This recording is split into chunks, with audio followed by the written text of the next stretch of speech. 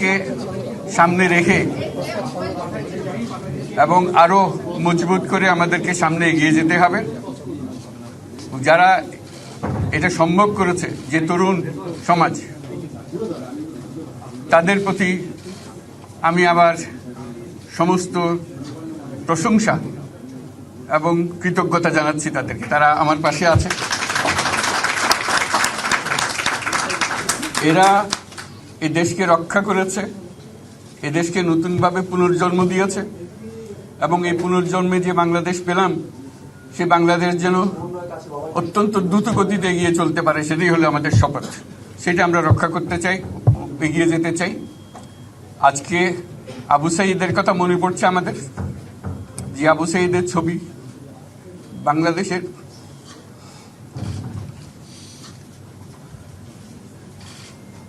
প্রতিটি মানুষের মনে গেঁথে আছে। এটা কেউ ভুলতে পারবে না। কি অবিশ্বাস্য একটা সাহসী যুবক, বন্দুকের সামনে দাঁড়িয়ে আছে এবং তারপরে থেকে কোনো যুবক, কোনো যুবতী আর হার মানে নাই, সামনে গিয়ে আছে এবং বলছি যত গুলি মারো, মারতে পারো, আমরা আছি। তো যার কারণে এটা সারা বাংলাদেশ জুড়ে এই আন্দোলন ছড়িয়ে গেছে এবং যার কারণে বাংলাদেশ এই দ্বিতীয়বার স্বাধীনতা অর্জন করলো। এই স্বাধীনতাটা আমাদেরকে রক্ষা করতেই হবে। শুধু রক্ষা করা নয়, এই স্বাধীনতার সুফল প্রতিটি মানুষের ঘরে পৌঁছাতে হবে। তা না হলে এই স্বাধীনতার কোনো দাম নেই। এই স্বাধীনতাকে পৌঁছানো হলে আমাদের শপথ, আমাদের যে প্রতিজ্ঞা, যে আমাদেরকে এটা করতে হবে, ঘরে ঘরে পৌঁছাতে হবে। মানুষ যেন জানে যে বাংলাদেশ স্বাধীন হওয়ার অর্থ হলো তার নিজের পরিবর্তন, ব্যক্তির পরিবর্তন, সুযোগের পরিবর্তন, তার ছেলে মেয়ের ভবিষ্যতের পরিবর্তন। এটা যেন প্রত্যেকে বুঝে নেয় এবং আজকের তরুণ সমাজকে বোঝানো যে এই দেশ এটা তোমাদের হাতে, তোমরা এটাকে তোমাদের মনের মতো করে গড়ে তুলবে। তোমরা যেভাবে স্বাধীন করতে পেরেছো, তোমরা এটাকে তোমাদের মনের মতো করে গড়তেও পারবে এবং তোমাদের দেখে সারা দুনিয়া শিখবে কিভাবে একটা দেশ, একটা তরুণ সমাজ গ্রহণ করতে পারে এবং তাকে পাল্টে ফেলতে পারে। তাদেরকে আমি বারে বারে এমনি উপদেশ দিই যে পুরনোদের বাদ দাও, তাদের এই পুরনো চিন্তা দিয়ে এটার মুক্তি আমাদের হবে না করি। সারা দুনিয়ার মধ্যে এটা হবে না। এটা শুধু বাংলাদেশের কথা না, সারা দুনিয়াকে জুড়ে কথা বলছি। তোমাদের মধ্যে যে শক্তি আছে, যে ক্রিয়েটিভিটি আছে, সৃজনশীলতা আছে, সেই সৃজনশীলতাকেও কাজে লাগাতে হবে। এটা শুধু বই খাতাতে লেখার জিনিস না, এটাকে প্রকাশ করার জিনিস, স্থাপন করার জিনিস, সেটা করা। এটা আমরা এই আজকে আমাদের পুরো কাজটা হলো, দায়িত্বটা হলো, তারা যেটা অর্জন করে নিয়ে এসছে এখন তাদেরকে দিয়ে এটাকে করিয়ে দেওয়া, আমাদের সমস্ত কাঠামোগুলো পরিষ্কার করে দেওয়া। সরকার বলে একটা জিনিস আছে, কিন্তু মানুষের কোনো আস্থা নেই। মানুষ মনে করে সরকার একটা দমন পীড়নের একটা যন্ত্র, যেখানে পায়, যেখানে সুযোগ পায় তারা একটা কষ্ট দেওয়া, তার থেকে নিংড়ে দেওয়া, যে সকল স্তরে। এটা হলো তার থেকে কেমনভাবে সামাল দিতে হবে তাকে, একটা ভয়ের একটা জিনিস, তাকে সামাল দিয়ে চলা। এটা হলো সরকার। এটা সরকার হতে পারে না। সরকারকে দেখে মানুষের বুক ফুলে উঠবে যে আমাকে সাহায্য করবে, আমাকে রক্ষা করবে, আমার সরকার আমার জন্য দাঁড়াবে। সরকার তার জন্য দাঁড়ায় না কোনো সময়। এই সরকার হবে, সেই সরকার মানুষকে রক্ষা করবে, মানুষের আস্থাভাজন হবে। এটা কেউ জোর করে তাকে বলার ভালো হচ্ছে এটা না। সে নিজে নিজে বিশ্বাস করবে, সরকারি লোক দেখলে বলবে আমার লোক, আমাকে রক্ষা করার লোক। সেই আস্থাটা আমাদেরকে ফিরিয়ে আনতে হবে মানুষের মনে। তাহলে মানুষও যোগ দেবে এটাতে।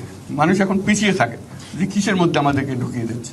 আমরা যেন জানতে পারি যে এইটা আমরা সবাই মিলে আমরা অগ্রসর হতে পারি। একটা বড়, সারা বাংলাদেশ একটা বড় পরিবার। এই পরিবার আমরা একসঙ্গে চলতে চাই এবং আমাদের মধ্যে দ্বিধা দ্বন্দ্ব যা কিছু থেকে সরিয়ে ফেলতে চাই। যারা বিপথে গেছে তাদেরকে পথে আনতে চাই, যাতে করে একসঙ্গে আমরা কাজ করতে পারি।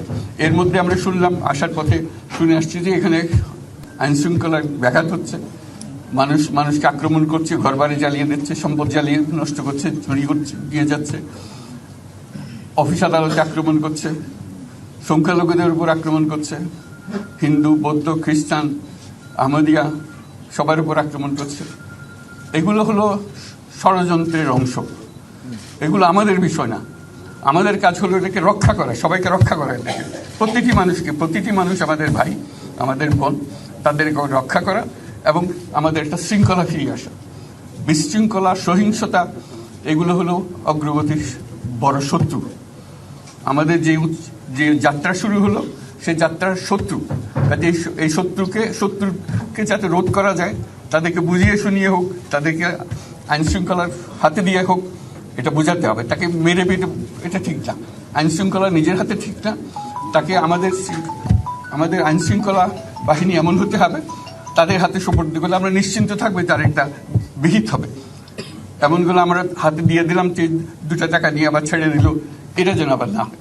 তা আমাদের সেই আস্থাটা আমাদেরকে আনতে হবে। কাজে আইন শৃঙ্খলা যখন আমাদের প্রথম কাজ, এই আইন শৃঙ্খলা ঠিক না হওয়া পর্যন্ত এটা আমরা অগ্রসর করার জন্য পদক্ষেপ নিতে পারবো না। আপনারা আমার উপরে আস্থা রেখে আমাকে জানিয়েছে, ছাত্ররা আমাকে আহ্বান দিয়েছে, সেটাতে আমি সাড়া দিয়েছি। দেশবাসীর কাছে আমার আবেদন, আপনারা যদি আমার উপরে বিশ্বাস রাখেন, আমার উপরে ভরসা রাখেন, তাহলে নিশ্চিত করেন যে দেশে কোনো জায়গায় কারো উপরে হামলা হবে না। এটা আমাদের প্রথম দায়িত্ব। এটা যদি আমি করতে না পারি, এটা আমার কথা যদি না শোনেন আপনারা, তাহলে আমার প্রয়োজন এখানে নাই। আমাকে বিদায় দেন, আমি আমার কাজে থাকি, সেখানে আমি ব্যস্ত থাকি। যদি আমাকে প্রয়োজন মনে করেন, তাহলে আমাকে প্রয়োজন মনে করলে আপনাদেরকে দেখাতে হবে যে আমার কথা আপনারা শোনেন।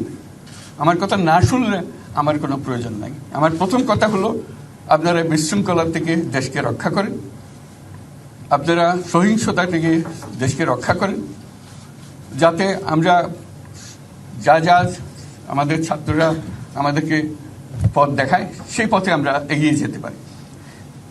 এটা একটা খুব সুন্দর দেশ হতে পারে, বাংলাদেশ একটা খুব সুন্দর দেশের সম্ভাবনাময় দেশ। কাজে এই সম্ভাবনাগুলোকে আমরা নষ্ট করে দিয়েছি। এখন আবার সেই বীজতলা আবার তৈরি করতে হবে, আবার আমাদেরকে জেগে উঠতে হবে। তারাই এই বীজতলা তৈরি করবে, তাদের হাত দিয়েই হবে, এবং তাদের দিকে আমরা তাকাবো, এবং আমরা তাদের নির্দেশ মতে আমরা অগ্রসর হব। এখানে সরকারি কর্মকর্তা কর্মচারী যারা আছেন, সেনাবাহিনী, বিমান বাহিনী, নৌবাহিনী প্রধানরা যারা আছেন, তাদের প্রতি অনুরোধ, আমরা একটা পরিবার।